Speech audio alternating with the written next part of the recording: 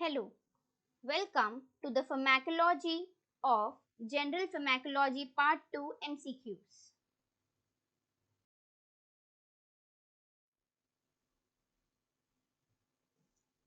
The question says, determine the correctness or otherwise of the following assertion which is notated by A and the reason that is notated by R. So, the assertion says tachyphylaxis is rapidly diminishing response to a repeated administration of a drug, and the reasons include it may occur due to the downregulation of receptor, or it may occur due to the depletion of stored neurotransmitter. So the options are both A and R, that is assertion and reason are true, and R is the correct reason for A. Next, assertion is true but reason is false. Next, both assertion and reason are true and reason is not the correct reason for assertion, or both assertion and reason are false.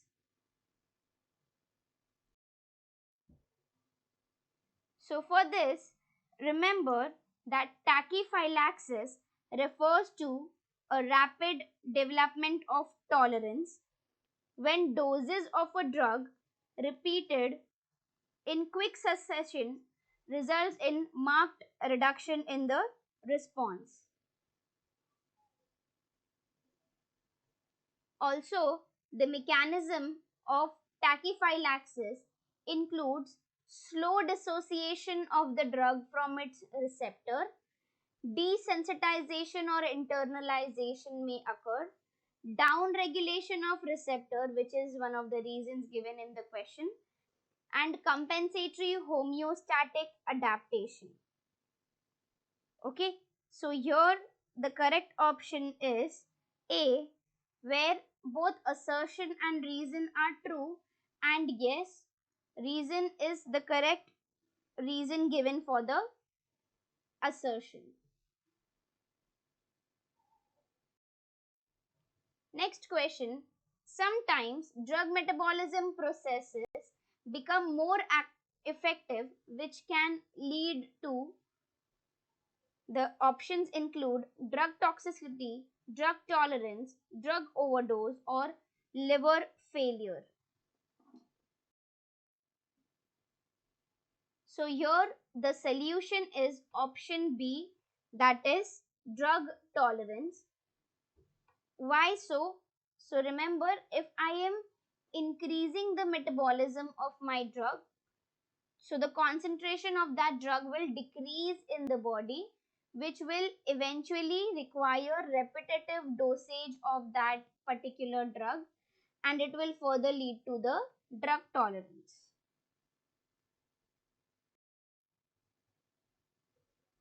Next question. The metabolism of drugs carried out by gut flora is known as. So the options are second pass metabolism, microbial metabolism, pre-systemic or post-systemic metabolism. So here the correct option is C, that is pre-systemic metabolism is the metabolism which is carried out by the gut flora. Next question. Which of the following statements is not true about a ligand gated ion channel receptor? Not true means you need to point out the false statement. The options are ligand gated ion channel receptors are present in the cell membrane. The neurotransmitters can act as the chemical messengers for ligand gated channels. Ligand gated ion channels consist of 5 glycoproteins, and differences in the membrane potential affect whether ligand gated ion channel receptors open or close. So among the 4 of them, the false statement is option D, that is The differences in membrane potential affect whether the ligand gated ion channel receptors open or close. So, the ion channel receptors are the cell surface receptors, also called as the ligand gated ion channels. They enclose the ion selective channels, that is the Na plus, K plus, Ca2 plus or Cl minus within their molecules. The agonist binding opens the channel and cause depolarization or hyperpolarization, and the changes in the cytosolic ion composition depends on the ion that flows through.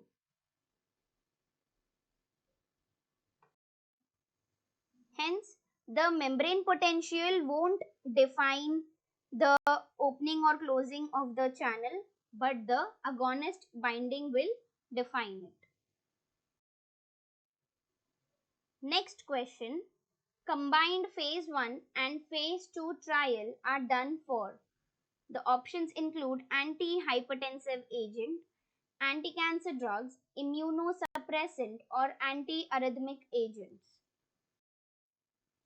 So remember, the correct option is B, that is the clinical trials of combined phase 1 and phase 2 are done specifically for the anti-cancer drugs. Next, which of the following statements is not true about receptors? So you all need to spot the false statement. The first option is most receptors are proteins situated in the cell membrane. Next, receptors contain a hollow or cleft on their surface which is known as a binding site. Next, receptors bind chemical messengers such as neurotransmitters or hormones. And the last option says that receptors catalyze reactions and chemical messengers. So, the false statement amongst the four is option D, that is receptors catalyze reactions and chemical messengers. Remember, receptors do not catalyze reactions and chemical messengers because these are not the enzymes or hormones. These are, yes, situated on the cell membrane. These contain a hollow or cleft on their surface which is known as binding site. The second statement is also true. And they bind the chemical messengers such as neurotransmitters or hormones or enzymes, but they do not catalyze. So remember this thing. Next question says that which of the following statements about placebo drugs is correct? So first statement says all patients respond to placebo. So this is an incorrect statement because it is not necessary that all patients will respond to placebo. Next, it do not induces physiological response. So this is a correct statement. You will get to know the solution. Placebo is a dummy medication which is inactive in nature. Even this is true about placebo. Instead of physiological responses, they will produce psychological responses. Okay, remember this. Next, placebo is inert material added to drug for making tablets. So let's look at the solution.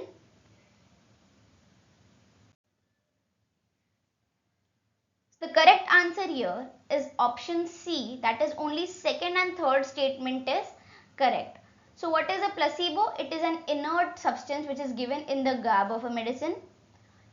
As I mentioned, it works by psychodynamic rather than pharmacodynamic means and often produces the responses which is equal to the active drug.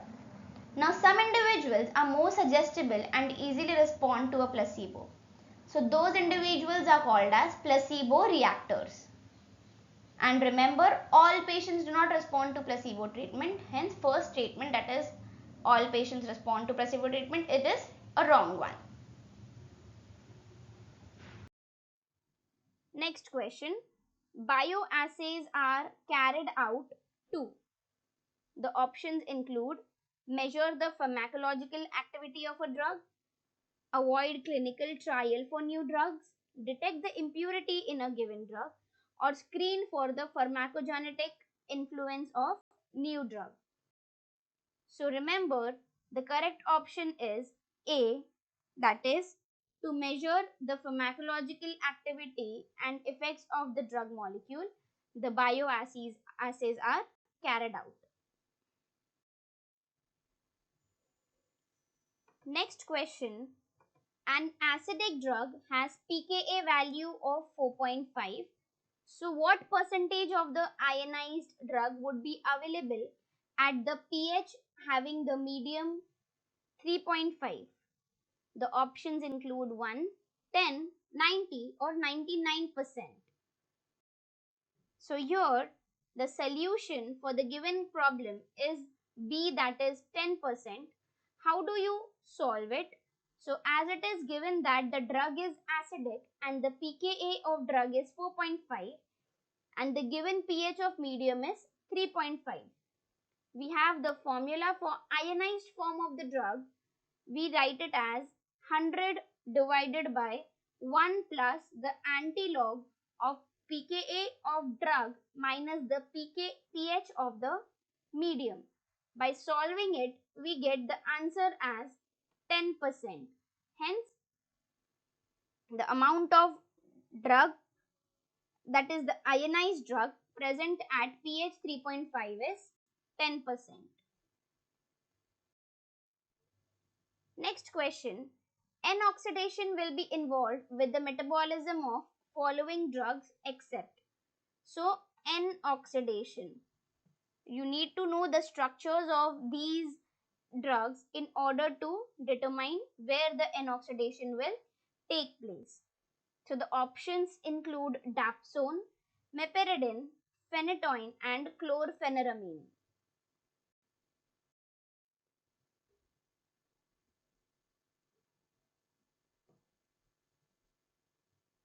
So the solution here is option C, that is phenytoin. It does not show N-oxidation reaction.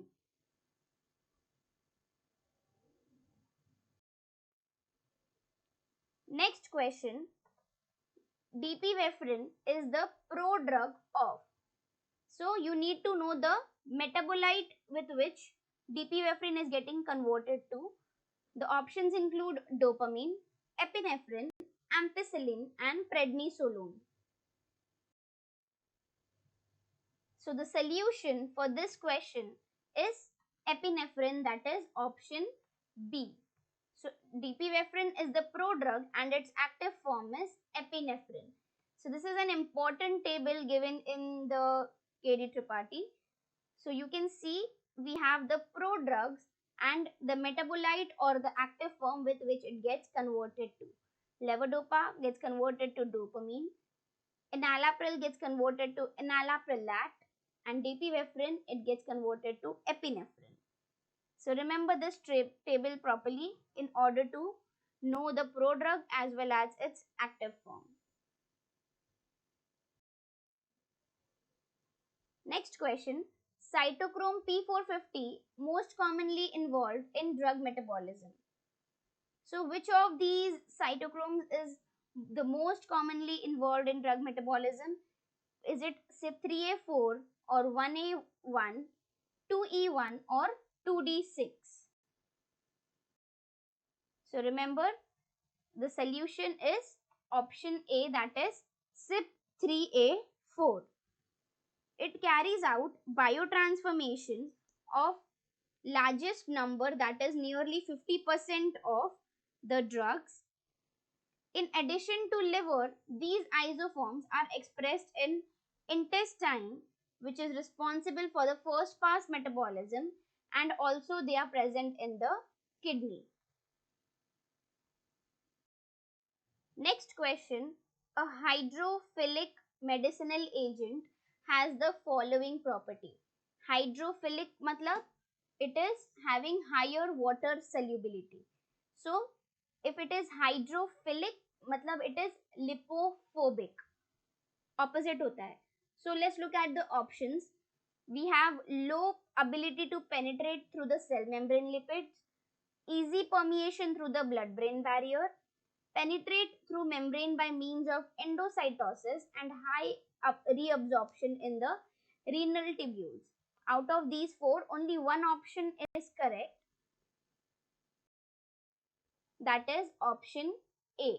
So the hydrophilic medicinal agent has poor permeation through the lipid bilayer membrane and they have good solubility but poor permeability. So remember this. Next question. Here some of the points regarding clinical trials are given. That is, P statement states that in phase 1, the drug is tested on patients for development of efficacy. Phase 2, both efficacy and safety can be determined. In phase 3, the number of volunteers is 20 to 200. S statement is phase 4 is also called as post-marketing surveillance. Now we need to choose the correct combination from the given 4 statements. So here we have a lot of combinations, that is true or false. You need to know which statement is true and which statement is false. Let's look at each statement one by one again. So here we have, in phase 1, the drug is tested on patients for development of efficacy. So this is a wrong statement. Then we have, in phase 2, both efficacy and safety can be determined. This is a true one. In phase 3, the number of volunteers is 20 to 200. No, it is supposed to be more than these number of patients. And phase 4 is also called as post-marketing surveillance. So yes, we also call it as post-marketing studies. So false, true, false and true. We have only one combination over here, that is option C. So the correct option is C. And then you need to remember that phase 1, it is also called as human pharmacology and safety, and the subjects are exposed to the drug one by one. Here we have 20 to 80 subjects. Phase 3, it is called as therapeutic confirmation or comparison stage, and generally the population here is 500 to 3000 patients, and we have double blind comparative trials which is conducted on a larger patient population. Next, kidney function is tested as, so we have the options as creatinine clearance rate, trypan blue exclusion method, barium sulfate clearance rate, or probenecid exchange rate. So remember, for kidney, we have creatinine clearance rate to determine the kidney function. Hence, the solution is option A, creatinine clearance rate.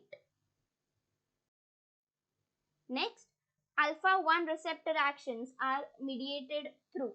The options include CAMP, CGMP, calcium ion, or ADP. The solution is option C, that is calcium ion. The adrenergic receptors are the membrane-bound G-protein coupled receptors, and they function primarily by increasing or decreasing the intracellular production of secondary messengers, that is CAMP, or IP3, that is inositol triphosphate or diacyl glycerol. So in some cases, the activated G protein itself operates potassium or calcium channels or increases the prostaglandin production. Hence, mostly the calcium ions are responsible for the working of alpha-1 receptors.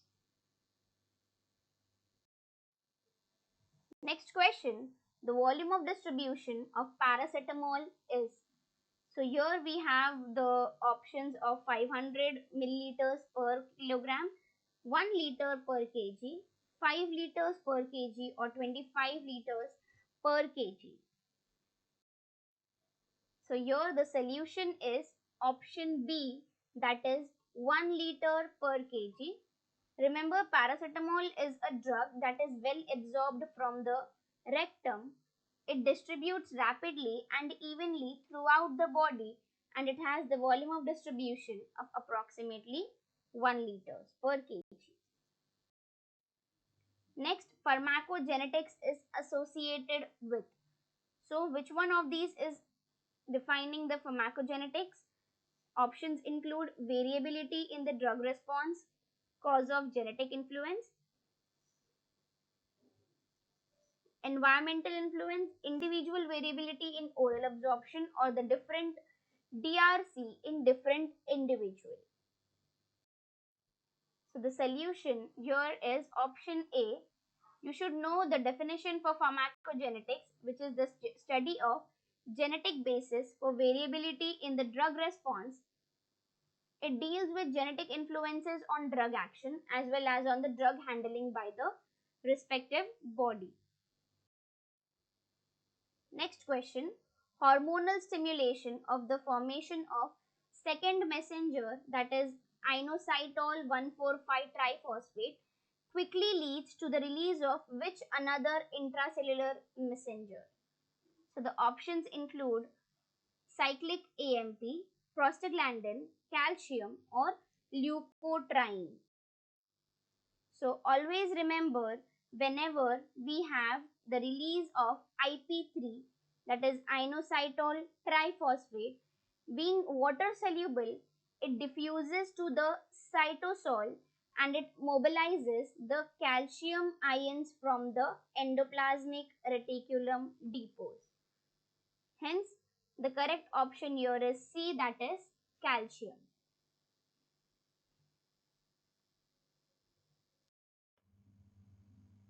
Next question. Reduction of heavy metal toxicity by dimer-caprol is an example of. So, dimer-caprol you need to know. So, which one of the examples fit for dimer-caprol? Options include chemical antagonist, physiological antagonist, pharmacokinetic antagonist, or antagonism by receptor block. So, the solution here is option A, that is chemical antagonism. The two drugs react chemically and form an inactive product. The other examples for chemical antagonism includes chemnophore oxidizes alkaloids, which is used for gastric lavage and poisoning. Then we have the tannins and alkaloids, which show chemical antagonism. Here, insoluble alkaloidal tannate is formed.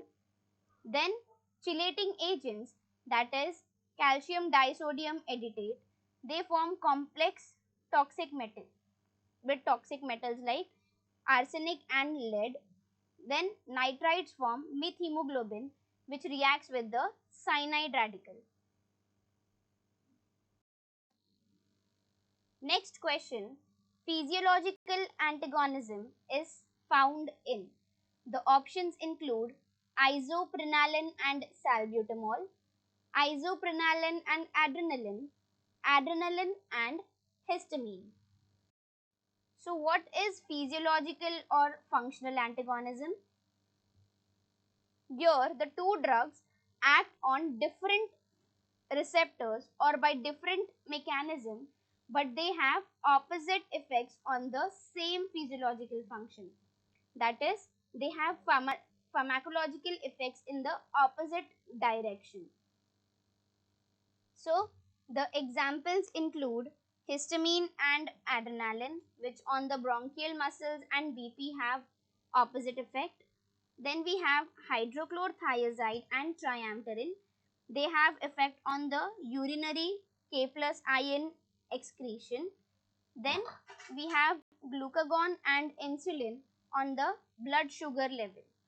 So, the correct option is option C, that is isoprenaline and adrenaline. Next question. When the amount of drug excreted equals the amount being absorbed, the condition is called as. So यहाँ पर excretion and absorption when they equal to each other, the condition is called as, the options are toxicity, half-life, therapeutic limit or steady state. The correct option here is option D, that is steady state. So steady state occurs when absorption rate and elimination rate is equal, that is the amount of drug entering the body is equal to amount of drug eliminated from the body. Next question, which of the following drugs do not produce active metabolites? It means which one of this is not a prodrug, because they have asked do not. So the options are enalapril, lisinopril, diazepam and sulfasalazine. Remember, out of all the ACE inhibitors that we know, lisinopril is not a prodrug. Hence the correct option is option B, that is lisinopril. So it is the lysine derivative of enalapril. It does not require hydrolysis to become active ACE inhibitor. It is the most prominent action of angiotensin II, that is the vasoconstrictor effect. It produced directly as well as by enhancing the adrenaline or noradrenaline release from the adrenal medulla and by increasing the central sympathetic outflow. तो जैसे vasoconstriction होगा, it will narrow the blood vessels which will lead to increase in blood pressure. So ACE inhibitor prevents the conversion of angiotensin 1 to angiotensin 2 by blocking the enzyme, that is angiotensin converting enzyme.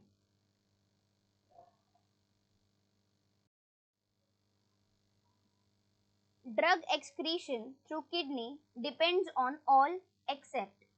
So here are given a few factors, that is option A, high blood flow in kidney, molecular weight of the drug, lipid solubility of drug or plasma protein binding of drug. So the correct option here is option C, that is lipid solubility of drug. So it does not depend on the lipid solubility.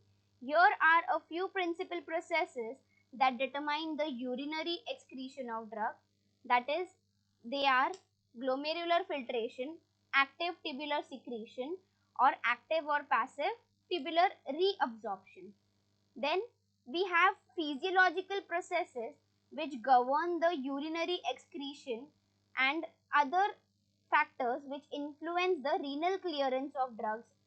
Those are the physicochemical properties, plasma concentration, distribution and binding characteristics, urine pH, blood flow to the kidneys, biological factors, drug interactions, and the disease state. So here the correct option is option C. Next question. All of the following drugs undergo hepatic metabolism before excretion except. So which one of these do not undergo hepatic metabolism? The options are phenytoin, diazepam, penicillin or cimetidine.